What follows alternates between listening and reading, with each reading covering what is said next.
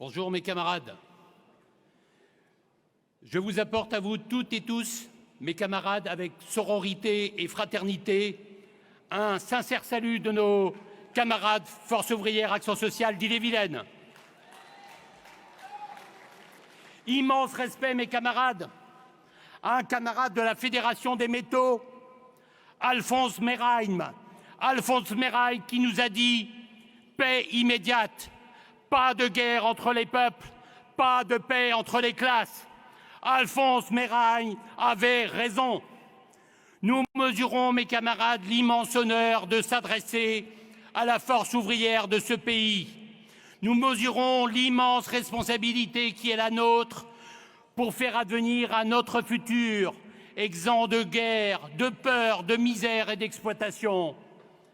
Comme vous le savez, notre légitimité vient de celles et ceux qui ne peuvent plus lutter parce que l'humiliation, les conditions de travail, les vexations, l'oppression et l'exploitation les ont poussés au suicide sur lieu et temps de travail.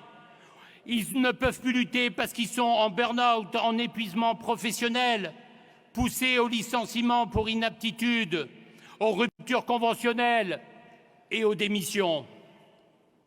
Pour ses compagnons, pour ses compagnes dans le combat syndical, nous avons un devoir de construction, un devoir d'action. D'action, oui. Le spécialiste des schèmes du développement cognitif, Jean Piaget, l'affirme. L'intelligence se construit dans l'action. Et mes camarades, à l'issue de ce congrès confédéral, avec organisé, confédéré, fédéré avec la FNACEFO, la Fédération nationale de l'action sociale, et avec nos camarades de l'Union nationale de la santé privée, nous serons dans l'action le 9 juin. Le 9 juin pour défendre la pensée libre et indépendante dans l'action, dans la revendication. Nos salaires ne peuvent plus attendre. Nous ne défendons pas la convention unique, mes camarades. Nous ne défendons pas la convention unique de caniveau. Nous défendons toutes nos conventions collectives nationales du travail, les grilles paradis. Nous demandons les 183 € pour tous et nous refusons que 240 000 des nôtres en soient exclus. Nous demandons l'application intégrale de l'avenant 43 dans l'aide à domicile et pas le déclassement. Nous voulons l'échelon 3 pour tous. Mes camarades, je vous le dis très simplement, parce que nous faisons ici le pari de l'intelligence collective. Notre mandat syndical est très net, il est très clair. Notre fil à plomb, c'est celui de la libre discussion, de la décision, de la lutte humaine, de l'émancipation intégrale pour l'égalité économique et la justice sociale. Notre CGT Force ouvrière le sait, vous le savez mieux que moi. Cela nécessite en toutes circonstances de résister, de revendiquer, de reconquérir. Je convoquerai ici même Umberto Eco. Il faut, mes camarades, poser des distinctions. Unis, ce n'est pas UNSA. Mes camarades, l'unité, ce n'est pas l'unicité. À l'unité de conformisation, nous opposons, mes camarades, l'unité d'aspiration, chère à Fernand Pelloutier, cher au fondateur des bourses du travail. Ça vient mieux en le disant. Construire l'avenir de la CGT Force ouvrière, signifie que la CGT Force ouvrière doit rester la CGT Force ouvrière. Dans les paroles, dans les résolutions, dans les analyses et les écrits, et surtout dans la résistance en actes, mes camarades. Dans l'action collective contre la régression sociale et l'asservissement qu'exige de plus en plus le capital, l'État et ses complices de toutes sortes. Mes camarades, Albert Camus, compagnon de doute de notre confédération, aux côtés de Jean Guéhenno, aux côtés de Gisèle Halimi, le disait, alertait déjà. Mal nommer les choses, c'est ajouter au malheur du monde. Nommer le désespoir, c'est le dépasser.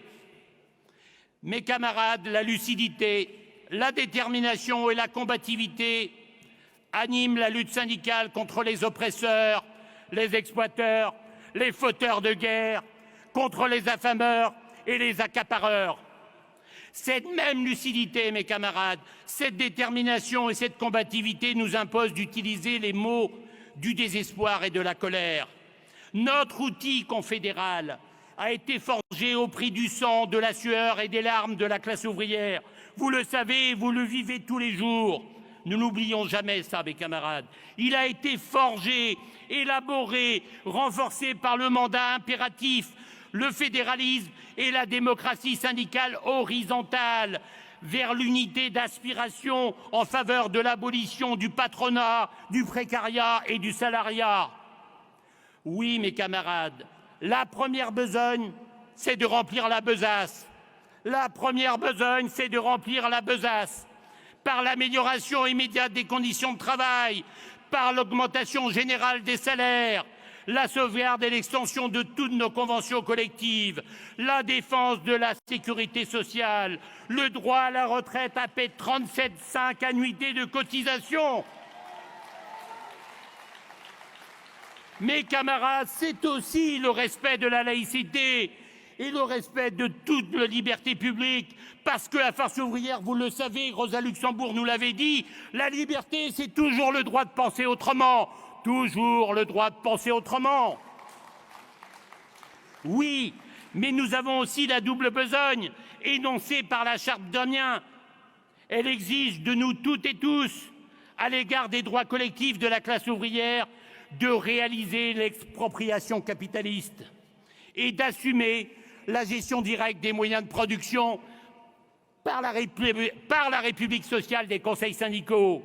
Comme hier, mes camarades, la République des conseils ouvriers de Bavière, de Turin, ou bien encore notre République universelle, celle de la Commune de Paris, dont nous avons commémoré l'existence et qui est riche d'enseignements.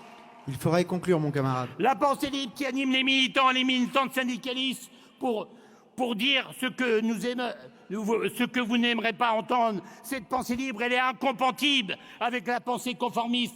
Elle ne se confond pas avec la sensiblerie. Elle ne confond pas sensiblerie et sensibilité.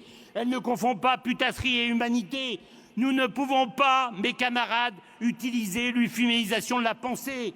Ne fait pas partie du logiciel de pensée de Force ouvrière qui s'est créé contre le stalinisme, qui avait voulu étrangler la voie ouvrière et tenter de mettre notre CGT de la Charte d'Amiens sous la botte du marxisme-léninisme. Ça, ce n'est pas possible. Nos camarades, nos aînés qui ont forgé et construit Force ouvrière, qui ont créé Force ouvrière, je pense au premier chef, à Maurice Joyeux et Alexandre Hébert. Ils nous disaient ceci, mes camarades, ils l'ont essayé de le faire voter. Ça y viendra, nous y sommes prêts. Demain, les délégués que vous êtes éliront le secrétaire général par l'assemblée plénière du Congrès. Nous appelons cette démocratie syndicale horizontale de nos voeux le plus rapidement possible. Ils l'ont porté dès 1974. Il y a urgence de le faire, mes camarades. C'est très, très important. Nous sommes optimistes parce que syndicalistes, résistants parce qu'ouvriers. Nous ne serons jamais des munichois, mais des syndicalistes libres et indépendants, souverains dans sa liberté de ton, d'être et de comportement. Vous et moi, avec nos tripes et nos neurones, vous le savez, la pression de conformité, la soumission à l'autorité est corrosive. Est-ce que tu peux conclure? Elle pétrifie et entrave la liberté du mouvement confédéral. L'hydre de l'herbe du choléra libéral corporatiste et de la peste nationale totalitaire décime les conquêtes ouvrières, faisant de nos corps de la chair à patron, de la chair à canon. Nous toutes et tous, nous sommes contre cette logique de mort, logique de profit. Cet argent du capital sert à corrompre et à dévoyer le syndicalisme dans la passe suicidaire de la collaboration, de la conformisation, de la régression sociale. On se dit les choses, mes camarades internationalistes. Ni Moscou, ni la Sandaroï, écrivait Léon Jouot. N'oublions jamais, mes camarades. Métaux lourds, salaire léger. Jacques. Nous ne voulons pas de corrompus et de conformistes à la tête de la commande de la Confédération. Nous nous y opposons avec solennité. J'avais effectivement plus de temps à dire, mais par respect par la Confédération, je vais m'interrompre. Ce n'est pas grave, ce n'est pas grave. Vous êtes des gens respectables, vous êtes respectés. Vive la pensée libre, vive la grève générale, vive le syndicalisme d'action directe, vive la sociale, mes camarades.